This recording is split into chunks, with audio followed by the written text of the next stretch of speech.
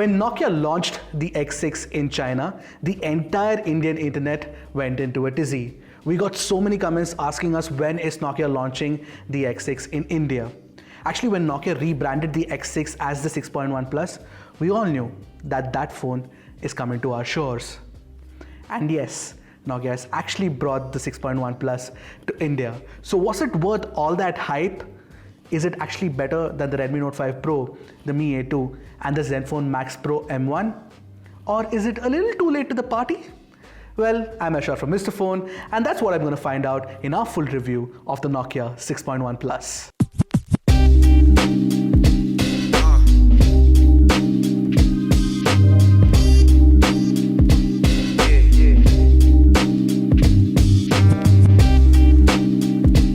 Before we move ahead, don't forget to subscribe to our channel and hit the bell icon to get notified about more such awesome tech videos. Also, we've started a community on Facebook. Don't forget to join that group, a link to which should be in the description below. To start talking about the Nokia 6.1 Plus's design, the moment I fished it out of the box, I was completely surprised by how small the phone was. You know, I had been reviewing so many big phones and none of them were easy to hold and use with one hand. That's not the case with the Nokia 6.1 Plus. It is a petite phone that makes great use of screen estate by including a notch. And hear me out, while I still hate the notch, I really think that it makes sense in budget and mid-range smartphones. Why? Because the R&D money to actually eliminate the notch like you find on the Vivo Nex or the OPPO Find X should be going to the flagship phones instead. Talking about flagships, the Nokia 6.1 Plus's design is no less than a flagship phone. The glass sandwich design with an aluminum frame makes this cost-effective phone look and feel very premium. What I like about the aluminum frame is that it has chamfered edges and a soft touch feel as well. This kind of precision engineering can be pulled off only by Nokia. Compared to the other glass-back phones in this price range, like the Moto G6 and the Honor 9N, I really like the design and the feel of the Nokia 6.1 Plus. Actually, the more I look at the Nokia 6.1 Plus, I am reminded of the iPhone 10. Albeit with a smaller notch, a centrally aligned vertical camera module on the rear, and a bigger chin at the bottom. The camera module houses two camera sensors and the dual LED dual tone flash as well. Below this module is the fingerprint scanner. The scanner is not the fastest one around, but it is not very slow either. As for the other security features, you have Android Oreo's face unlock hidden deep in the settings, but don't bother with this because it is pretty pointless. So yeah, you only get a fingerprint scanner and no bespoke face scanning mechanism. But that could also be because the Nokia 6.1 Plus is an Android One phone and tightly controlled by Google. In my time with the phone, I would end up touching the camera module more often than not instead of the fingerprint scanner when I wanted to unlock the phone. And I had to adjust my grip several times. But not everyone is a fat yokozuna like me. Another small issue I had with the design is the volume rocker and the power button are both very mushy. I would have preferred a better tactile response. Also, since the Nokia 6.1 Plus is made of glass, it attracts a lot of smudges easily. On the flip side, the Nokia 6.1 Plus comes with a USB Type-C port at the bottom and a 3.5mm jack as well. So that's definitely an advantage. So if I have to find an analogy for the Nokia 6.1 Plus's design, the Nokia 6.1 Plus is the equivalent of that gentleman who enters the party fashionably late, well-suited, suave, orders his drink of shaken but not stirred martini, woos the prettiest girl out there, and leaves a long-lasting impression on everyone at the party. In short, the Nokia 6.1 Plus is James Bond among mere mortals. Coming to that 5.8-inch display up front. It's an IPS LCD panel with a display resolution of 1080 by 2280 pixels and a 19:9 aspect ratio. This means that you get a pixel density of 432 pixels per inch, which is plenty crisp for most text and multimedia consumption. The colors are accurate and the tuning is slightly on the cooler side. However, the display doesn't get too bright and therefore viewing the screen in bright sunlight is not very easy. I had no problem with the viewing angles though. Oh, and Nokia lets you hide the notch with a great symmetry like Huawei. So that's insane. Okay, I have said this many times now, stock Android is the best version of Android. Yeah, it is not feature rich, but it offers a minimalistic and clean UI that is so easy to optimize. I like the freedom that you get with stock Android. In fact, it is one of the reasons why I moved from an iPhone to the Android camp in 2018. Yes, Android Oreo lacks gestures right now, but with 2 assured upgrades, you know that you will get gestures with Android P for sure on the Nokia 6.1 Plus soon. Honestly, there is no better experience than stock Android on Android phones. Maybe the OnePlus's Oxygen OS comes close, but let it be known that Oxygen OS has always been tuned for flagship grade hardware. We haven't seen that running on, budget or mid-range hardware.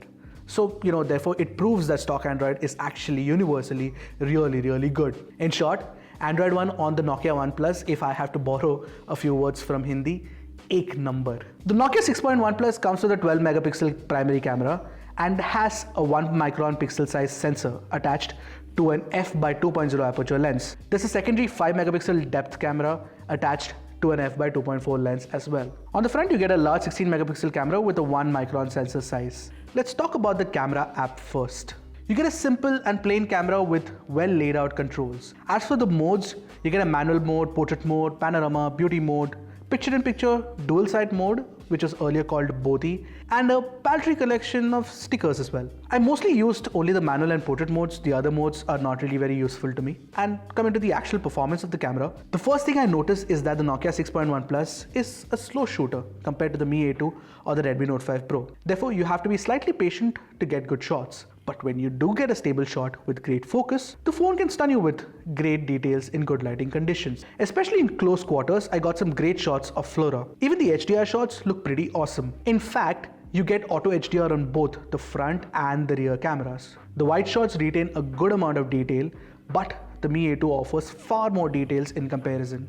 The colors are slightly boosted to look good, but the camera struggles to identify reds accurately and botches it up entirely. The portrait mode on the Nokia 6.1 Plus is pretty good too. The camera app gives you the option to choose the level of blur as well. And my test sample offered a decent cutout too. In low light situations, the Nokia 6.1 Plus struggles really badly. I'd suggest not using it in low light at all. From focusing problems to lens flare, the Nokia 6.1 Plus's rear camera couldn't take good upload-worthy images. The phone can also capture 4K video, which is great, but you get EIS only in the 1080p 30 FPS video. I found the EIS to be okay at best, but the image quality was good. The 16 megapixel front camera on the Nokia 6.1 Plus is actually a revelation. It captures some of the best selfies that I've seen from a phone in this price range. There is no unnecessary beautification or smoothing out of details. It looks pretty natural in my opinion. Talking about the performance, the Nokia 6.1 Plus comes with a mid-range Snapdragon 636 system on chip, 4 gigs of RAM and 64 GB of internal storage. You can upgrade the storage to up to 400 GB using the microSD card slot in the phone. Unfortunately, since this is a hybrid slot, you will have to sacrifice one of the nano SIM cards if you want to add more space. Although quite a few folks conflicted between the Nokia 6.1 Plus and the Mi A2 will actually prefer the additional storage space on the former and find it to be an advantage. Now for the bigger question, how much is the performance difference between the Snapdragon 636 and the Snapdragon 660? Honestly, not much for you to notice in day-to-day usage. In fact, I found the RAM management to be far better on the Nokia 6.1 Plus. Maybe the SD660 inside Mi A2 will open and load games faster, but it is not very perceptible. If you want to know the benchmark score differences, the Snapdragon 636 scored 115,393 in Antutu, whereas Snapdragon 660 scored 132,532 in Antutu. As for 3D Mark's slingshot test, I managed a score of 1,461 on the Nokia 6.1 Plus compared to 1,632 on the Mi A2. So as you see, the scores are not too far apart. However, PUBG has become a great tool to actually test the capability of a phone. It defaults to low settings on the Snapdragon 636, whereas it actually chooses medium on the Snapdragon 660. Thankfully, you can still crank up the graphics to medium on the Nokia 6.1 Plus with only a slight drop in frame rates. I managed to play Asphalt 9 also with ease. In fact, I love playing Asphalt 9 on this phone. Honestly, I have no complaints with the performance on the Nokia 6.1 Plus. As for the multimedia performance, the Nokia 6.1 Plus managed to play back 4K video but with a little stutter, and the single downward firing speaker, however, is a letdown. It offers low volume levels and sounds thin too. On the other hand, the sound quality through the 3.5mm jack is pretty good. Unlike the Mi A2, it cannot drive 600 ohm headphones, but regular 32 ohm headphones, it does just fine. However, the sound signature is as good as any mid-range phone can offer. The Mi A2, however, does better. The earpiece on the Nokia 6.1 Plus, in typical Nokia fashion, offers a great sound in calls as well. So no worries there. In fact, the radios on the Nokia are so good that I didn't face a call drop inside a lift, which happens normally otherwise.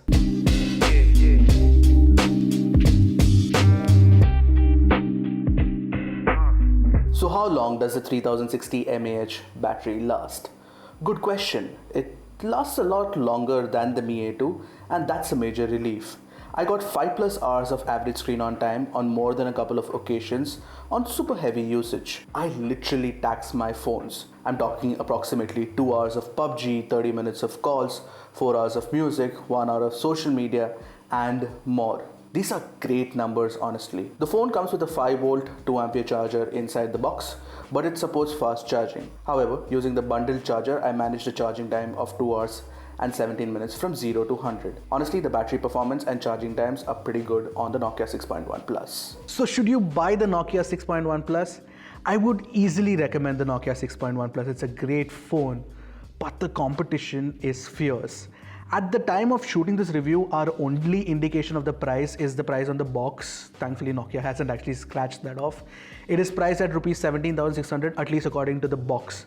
Say Nokia prices it lower than that, it is still in fighting territory of phones from Xiaomi, Asus and Honor, which have actually created a stir in the market. So let's find out the merits and demerits of each of these phones one by one, starting with the Nokia 6.1 Plus. The Nokia 6.1 Plus, according to me, has the most appealing design in this price range and in this fight. And it doesn't hurt that it is compact and it is easy to use with one hand. With Snapdragon 636 and stock Android, you also get a smooth, lag-free performance as well. Also, the battery life is better than what we experienced on the Mi A2, and it can take some decent shots using the rear camera and the front camera as well in daylight conditions. But the low light capturing is really bad.